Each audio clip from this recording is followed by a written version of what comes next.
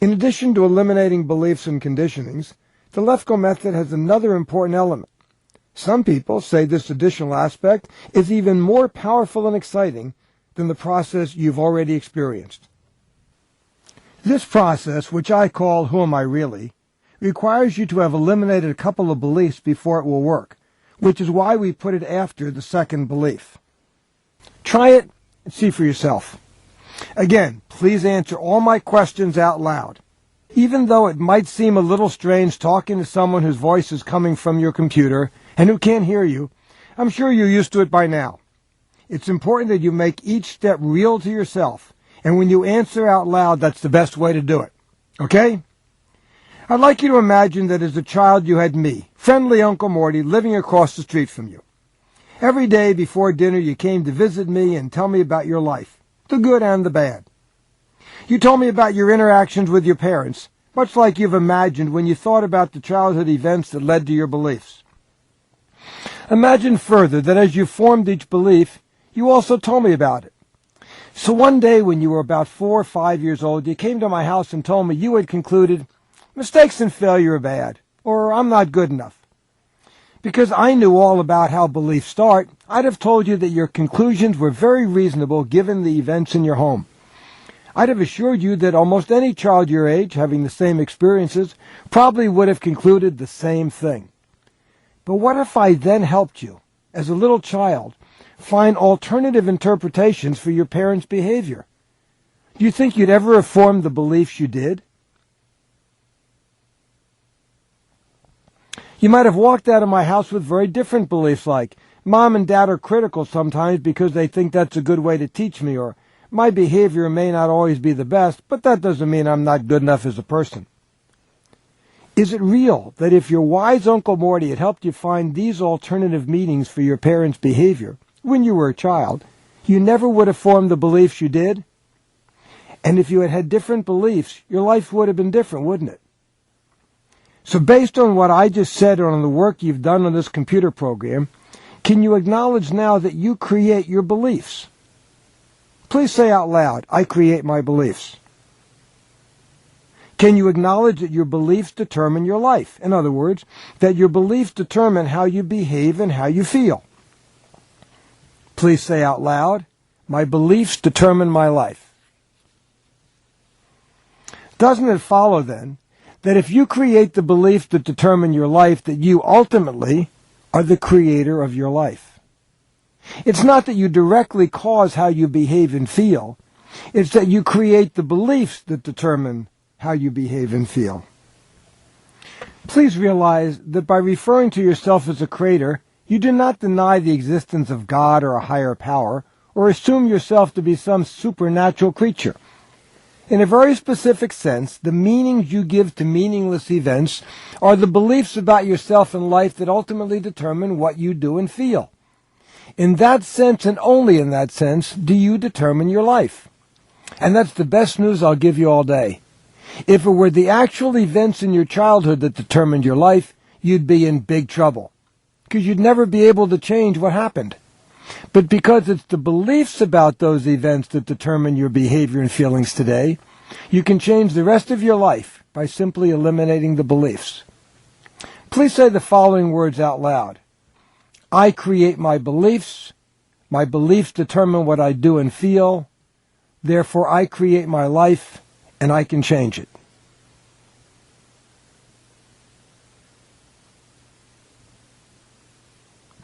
People usually think of themselves as the sum total of their beliefs about themselves. For example, I'm a hard worker. I'm a good parent. I'm someone who thinks I'm not very important. I'm someone for whom life is difficult. I'm someone who has a hard time making money, and so on. 2 of the beliefs you had about yourself before you started this computer program included, I'm not good enough, and I'm someone for whom mistakes and failure are bad. But after completing each process, you affirmed that each belief was not the truth about you, and in fact, never had been. Look inside yourself right now. There's still a you there, isn't there? And I don't just mean your physical body. I mean, you still have an internal sense of yourself, don't you? Are you still answering out loud? It really is important for this process to be effective. Given that you still experience a you inside, think about this. If you've eliminated feelings and beliefs you identified as who you were, and yet you are still here, you can't be the sum total of your beliefs and feelings, can you? Yeah, so you could use the Lefko method to eliminate every single one of the beliefs you think are true about yourself, and you still wouldn't eliminate a sense of yourself. Or there's another way to look at it. If you can get rid of who you think you are and still maintain your identity, then you can't be who you think you are. You can't be your beliefs and feelings. You have to be something else. So think about who you really are. I'll give you a clue. How did the beliefs get into your head? In other words, how did meaningless events produce meaning in you? Can you see that there had to be an interpreter of mom and dad's behavior before there was an interpretation? There had to be an I who originated the belief before a belief existed. That I is who you really are.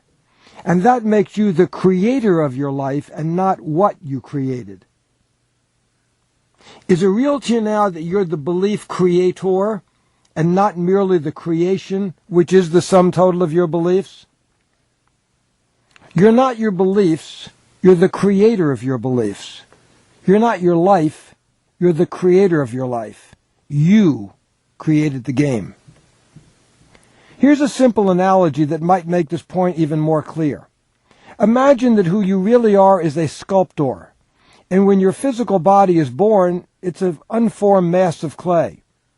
As the sculptor, you look at your model, which in the beginning is your parents' behavior, and you then start sculpting the clay.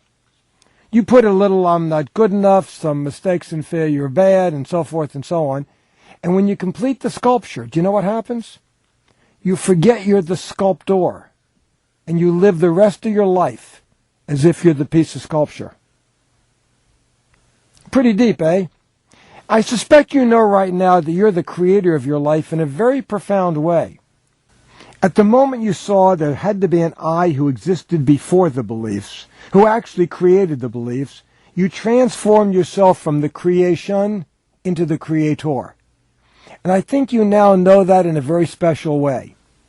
You see, there are three radically different ways to know something. First, cognitively, by understanding it. Second, experientially, by experiencing it. And third, by distinguishing or creating it. We're familiar with and are accustomed to talking about the first two ways of knowing something. For example, you can describe a great meal you've had. You can describe the ingredients, how it was cooked, what it tasted like, how it smelled, how you felt while eating it, and more. You can even show me pictures of the food. I can understand the meal after you describe it to me in detail. I can even want to eat it, because by understanding your meal, it makes me feel as if I would enjoy it. But you know that meal in a way I don't, because you've had the experience of eating it. You've actually tasted it. Experience isn't a better way to know something, it's just a different way. There's a third way to know something, by distinguishing it. To know something when you distinguish or create it as true is different than merely knowing something because you understand it or experience it. Can you see that? At the moment you realized there had to be an I who created the beliefs before there were beliefs, you made a distinction between yourself as the sum total of your beliefs and yourself as the creator of your life. You didn't merely understand or experience that you're the creator of your beliefs. You created it as true. When you do that, you know something in a very profound way. Don't you know at this very moment that you're the creator of your life in a profound way that goes beyond understanding or experience? Don't you know that? Just for the moment, don't think about the future or the past. Just look inside yourself right now as the creator of your life. What's possible? Saying your answers out loud makes each step of the process much more real and powerful than merely thinking the answer. What feels possible right now?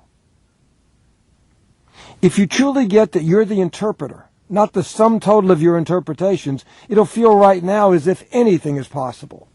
Is that how you feel now? Look inside yourself right now as the creator. What limitations do you have? Again, please answer out loud. What limitations do you feel when you look inside yourself right now? It feels as if there's no limitations, doesn't it? Would you agree that up until now, no matter how good things in your life were, there was usually the feeling that something was missing, that there was almost always a sense of, if only? Just for the moment, put aside what you felt and known up to now and what you expect to feel and know a few minutes from now. Just look inside yourself at this very moment and experience yourself as the creator of the beliefs that determine your life. Is there anything missing right now? Right now, as the creator, it feels as if nothing's missing, doesn't it? What's your experience or sense of yourself as the interpreter or creator right now? Please answer out loud. In the course of tens of thousands of sessions, people have described the experience as powerful, serene, calm, peaceful, whole, complete, satisfied, empowered, there being nothing missing, no limitations, and unlimited possibilities. By being a full participant in the Lefko method and allowing me to guide you through this process, you've created a state of consciousness in which you experience yourself as the creator of your beliefs and therefore of your life. You've been in a state of consciousness in which you experience nothing is missing and anything is possible. When you eliminate a belief using the Lefko belief process, there's nothing more you have to do. The creation, which is the sum total of your beliefs, is different, so your thoughts, feelings, and behavior will change naturally, without any effort. When you eliminate all the beliefs that cause a given problem, the problem will disappear. Until you eliminate all the beliefs, however, the problem will still be there. Is there anything you can do to better cope with the problem until you've eliminated all the beliefs that cause it? Yes, there is. You can use an exercise I'm about to show you to change the way you feel about your negative, undesirable thoughts, feelings, and behaviors. Let me explain what I mean. You're now clear that you have beliefs, but you aren't your beliefs. You're the consciousness that created the beliefs, right? You're also clear that your thoughts, feelings, and behavior are the result of your beliefs, right? So that means you aren't your thoughts, feelings, and behavior. Ultimately, you create them through your beliefs. Does that make sense? They are being caused by beliefs you created. With different beliefs, you'd be having a different reaction to the same circumstances. When you notice that you're upset, and it seems as if some external circumstance is causing the upset, pause for a minute and remind yourself, I have thoughts, I am not my thoughts. I have feelings, I am not my feelings. I do things, I am not what I do.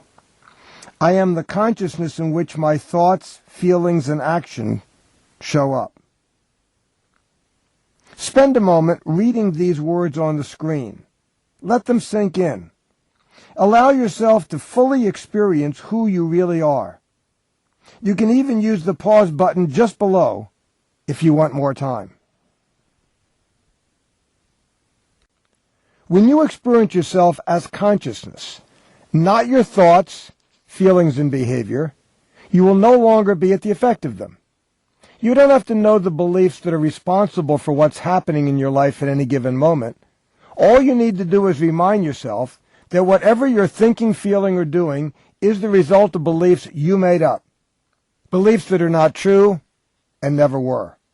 They are merely the arbitrary meaning you gave to meaningless events in your past.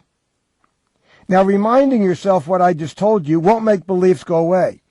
You need to go through all the steps of my process on each belief separately to get rid of it permanently. But when you make it real for yourself that who you really are is consciousness, the creator of the game of life, not a helpless pawn in that game, you will no longer be at the effect of whatever had been upsetting you. You will experience a distance between yourself, with a capital S, and any disturbing thoughts or feelings you might have. It feels like yourself is observing the creation, having upsetting thoughts and feelings. They are still there. But they won't run you if you remind yourself of what I've just told you. Try using this exercise and let me know how you like being able to transform the quality of your life at will. If you need help getting into the who am I really space, just return to this program anytime you want and spend less than 5 minutes distinguishing yourself as the creator of your life. Using the Lefko method enables you to achieve two important results. First, you can change your creation by changing the beliefs that make up the creation. You aren't the same creation now as you were before you eliminated the first two beliefs. And after you complete the next three, your creation will have a lot less concern with the opinion of others. Second, the Who Am I Really process you just did enables you to distinguish yourself as the creator of the creation. In that space, you discover who you really are and transcend the creation altogether. Okay? Now back to the beliefs. You've already eliminated two, each of which had been contributing to your lack of self-confidence. After you eliminate all 5 beliefs, you'll notice a significant improvement in your self-confidence, and you'll find yourself doing and saying things that had been virtually impossible before. The next belief you're about to eliminate can be very useful to get rid of. The belief is, change is difficult and takes a long time. Your words for this belief might be somewhat different. I'll explain after you start working on the belief. It doesn't cause any problem by itself, but it can cause you to anticipate that you'll still have the same old problems even when the original source of the problems, your beliefs, is really gone. If you're skeptical about making fundamental changes easily and permanently, if you have a hard time accepting that the 2 beliefs you already worked on are really gone, then you almost certainly have this belief. For now, all I want to say is most people have this belief because most people's experience of trying to change their behavior and feelings has been difficult and has taken a long time, if they succeeded at all. When you erase this next belief from your mind, you'll find that you can see that it's possible for you and others to make lasting change quickly. You'll get that this program can, in fact, change your life in only a couple of hours in 20-minute chunks. You don't even have to know how it's possible. You'll just know that it is possible. By the way, if you think your friends and associates would find this program valuable, please send them a link to this site, www.recreateyourlife.com. Now, please click on the button Next Belief to eliminate a belief that might be getting in the way of our belief elimination process working as well as it could.